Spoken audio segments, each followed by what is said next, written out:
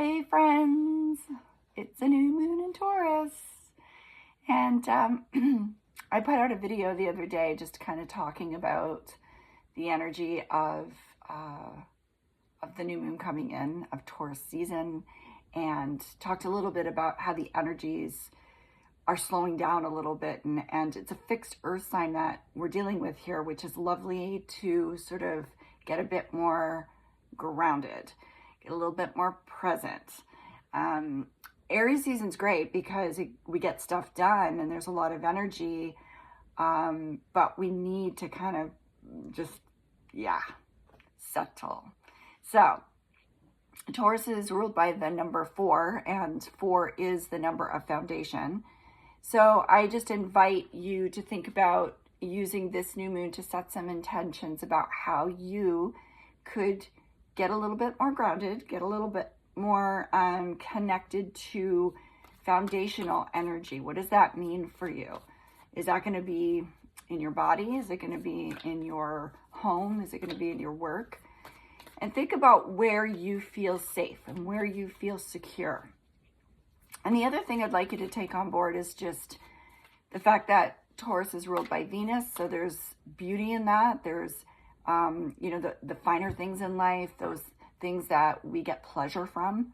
So inviting that back in a little bit as well. So if we combo those two, pull a couple cards on that, I'd like to see if we can get some messages about the intentions we need to be setting right now in this new moon in Taurus. It's brought some beautiful weather here where I am as well, which is always nice to have the sun shining in the spring. Get that sense of renewed energy. Okay, so the first card I've pulled is a 3 of wands. And really this picks up on the Aries energy is still available to us on getting some stuff done, right?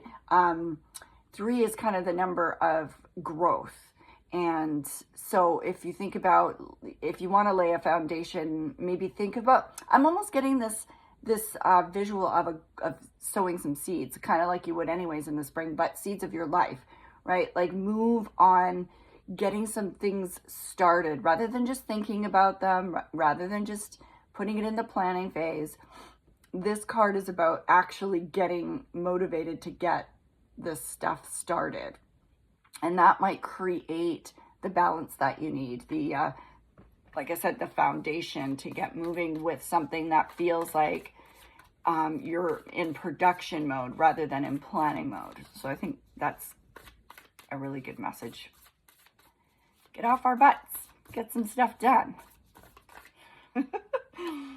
Another 3. Oh my goodness. And this is of air. And I actually just said air. Maybe I was already seeing the next card. It's the 3 of air, 3 of swords. A lot of people don't like this card. They're afraid of this card. But look, every card has a reason to come up. And I think what it's suggesting here is if there is a place in us where we still feel like we're holding on to things that are, upsetting, things that make us feel like we're suffering, things that don't feel good in our bodies and our hearts, could we set some intentions right now to finally close the chapter on this? Can we think about ways in which we can just get the work done to heal? Because this is not serving our greatest good right now. And being in this Taurus energy and needing to feel safe is obviously quite important if this card is coming up. So perhaps it's time to move on doing the work. Okay, that's what I'm getting from that card. So 2 3s to think about. I'm going to pull 4 cards. I like 4 because of the fact that it's foundational. It's ruled by Taurus. This is bending, so it's got to come out. Look at that. So now we have the 6 of swords, and this is about transitioning. And I want you to just pay attention to the visual on this. It's about moving into a much calmer way of being, leaving the chaos behind, that there's a brighter tomorrow. So maybe there's some of you out there that have just been feeling like just tired, right? Or maybe you've been through a lot and you're just ready. You're ready to let it go, especially after this card. Then I'd like you to feel the lightness that's coming in. 6 is the number of the healer. 6 of air is about transitioning into a better place, especially in your headspace.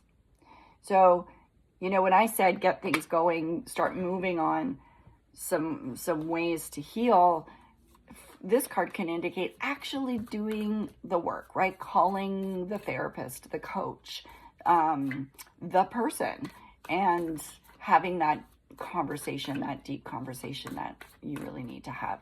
Use the energy of the moon to ignite new energy. Set those intentions for you to move through this moon cycle and get some pretty deep work done. Okay, and lastly, let's pull one more.